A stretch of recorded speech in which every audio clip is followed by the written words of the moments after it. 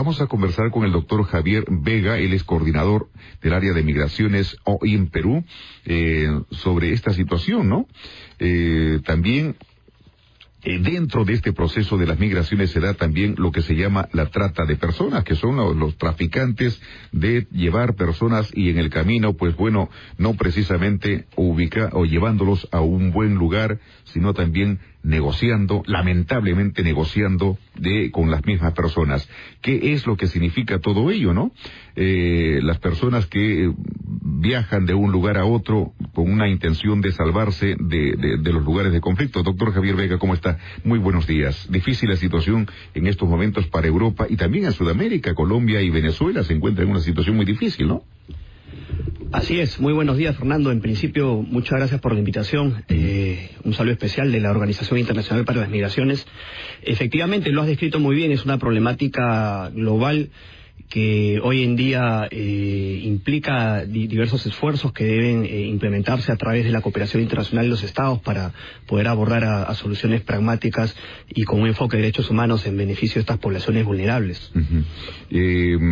Bueno, lo que está ocurriendo en Europa es, este niño ha impactado seriamente, no solamente en la humanidad, sino en las autoridades, para tratar de flexibilizar. Hay países que no permiten, la cantidad de personas es tan inmensa que es imposible poder atenderlos, ¿no? Pero no por ello hay que olvidar que es un ser humano el que está pidiendo ayuda, está huyendo de las barbaries, de las balas, de la guerra, del crimen, y esto sin duda pues lleva a reflexión de la humanidad, de la población, de las autoridades también, ¿no? Así es, Fernando. En realidad, la OIM a nivel global trata siempre de abogar con las distintas contrapartes y estados el enfoque de derechos humanos y el tratamiento integral que se debe dar, en especial a estas poblaciones en movimiento, que en realidad son víctimas de distintos flagelos a partir de las crisis internas, conflictos políticos de estados que, bueno, como tú bien lo has descrito, padecen de ciertos conflictos que a veces son desbordados y generan estos movimientos poblacionales a nivel transnacional que ponen a prueba muchas veces las capacidades internas de los otros estados para poder acogerlos de manera adecuada. Claro. En nuestro país se dio la época del terrorismo en los años 80 y parte de los 90, una situación también muy difícil. Las migraciones que se verían de personas de las zonas altoandinas en donde estaba seriamente afectada la presencia de la subversión, la muerte casi todos los días, y muchos jóvenes quizá a veces lo olvidan. También generó una situación de migración masiva hacia la costa, hacia los lugares, huyendo de la muerte, ¿no? ¿Qué ustedes, medidas tomaron, de qué manera ayudaban a las personas para, digamos, encontrar refugio? Bien, aquí hay que precisar en principio la distinción entre desplazados internos y migrantes, ¿no?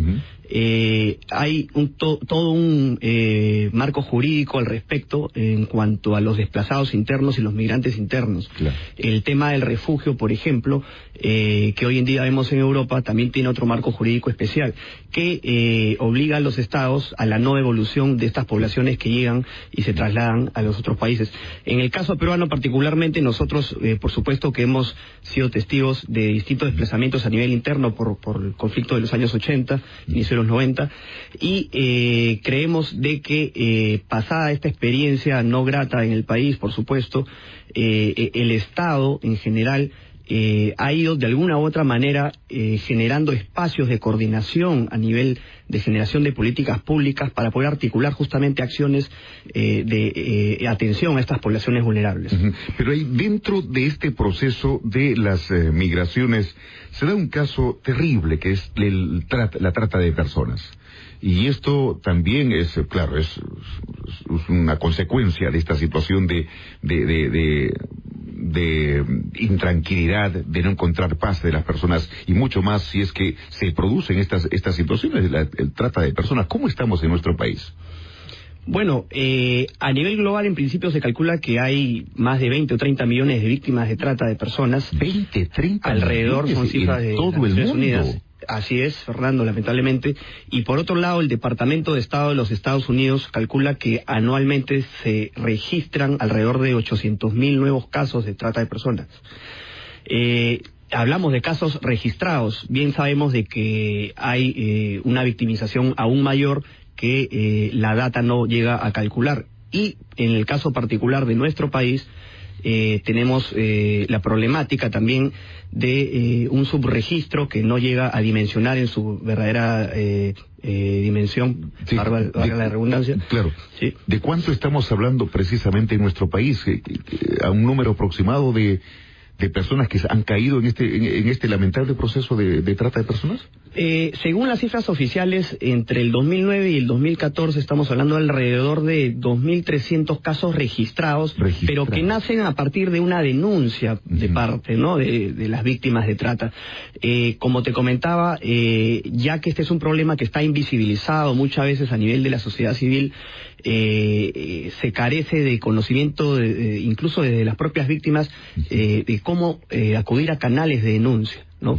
Por eso nosotros de la OIM abogamos siempre la sensibilización a nivel de la sociedad civil para hacer conocer esta problemática que en realidad priva de la libertad a muchas mujeres del país, porque de acuerdo a las estadísticas conocemos que casi el 90% de víctimas son mujeres, claro, y alrededor del 50% son menores de edad, entre los 13 y 17 años.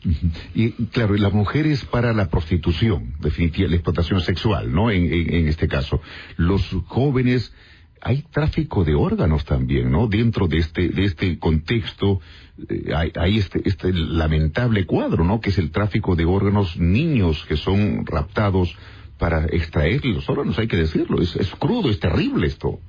Así es un fenómeno global que también se reproduce en nuestro país y es una de las modalidades de la trata de personas, ¿no? Es la trata por explotación sexual, explotación laboral, incluso, como bien mencionas, por extracción de órganos, ¿no?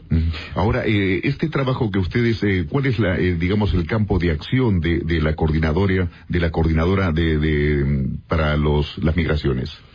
Bien, nosotros como Organización Internacional para las Migraciones especializada en atender estos temas humanitarios y de políticas públicas en el ámbito migratorio, trabajamos directamente con el Estado peruano, en este caso en particular, apoyamos los esfuerzos del Estado a través de los distintos ejes de acción para combatir esta problemática, tanto en el eje de la prevención de la trata y tráfico de personas, en el ámbito de la persecución y sanción, y también la generación de políticas públicas de protección a las víctimas. Eso es importante porque todos los días vemos que se denuncia o se avisa, acá justamente en la radio también vienen los datos, que se buscan, se ha perdido tal persona, se ha perdido un niño, se ha perdido hasta personas de edad también que se pierden. Entonces, ¿ustedes asisten a las personas que están en estos problemas?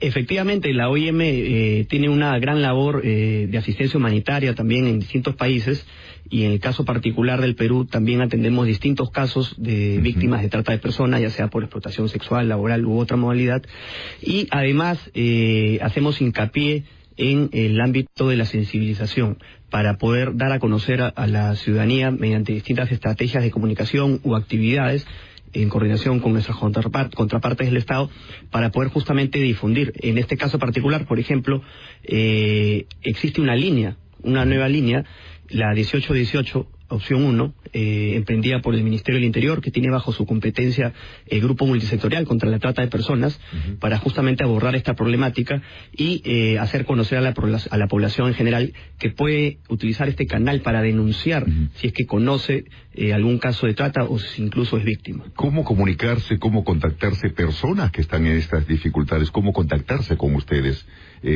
¿Cómo llegar? Bueno, nosotros en particular tenemos nuestra oficina aquí ubicada en Lima, tenemos nuestra página web, pueden googlear Organización Internacional para las Migraciones en el Perú, ahí están todos nuestros datos, pueden acceder a la información que es de carácter público, y nosotros siempre estamos implementando diversas campañas en coordinación con el Estado para poder sensibilizar a la población en esta problemática y difundir, porque lamentablemente, como te decía desde un inicio, es un problema muchas veces desconocido e invisibilizado, y lamentablemente este es el caldo de cultivo para que muchos niños y niñas puedan ser víctimas de este delito y este flagelo. Claro, mayormente se les ofrece puestos de trabajo, ¿no? Aquí en nuestro país está focalizada la región en donde más se producen estos casos. Ciertamente, las estadísticas nos dicen que en Lima concentra la mayor cantidad de casos de trata de personas, seguido por Loreto y Madre de Dios. Como bien comentas, la principal modalidad de captación de víctimas se da a través de falsas ofertas de trabajo, ¿no? Sí. Estos avisos que muchas veces salen en algunos diarios, lamentablemente, que de manera un poco exagerada muchas veces ofrecen muchos beneficios a la población joven, trabajos fáciles de alta remuneración sin menor experiencia. Hemos detectado de que muchas veces a través de estos medios las redes de traficantes y tratantes están actuando. Bueno, doctor Javier Vega, coordinador del área de migraciones de OIM Perú, gracias por alertarnos, ¿no? Y reiteramos la comunicación para encontrarse con ustedes. ¿Reiteramos Sí, más bien yo quisiera un poco reiterar la línea oficial del Estado peruano, ¿no? Del Ministerio del Interior. Nosotros trabajamos coordinadamente con esta Comisión Multisectorial contra la Trata. Es la nueva línea 1818 opción 1, a la cual pueden acceder gratuitamente las personas que conozcan de algún caso particular de trata o incluso las propias víctimas.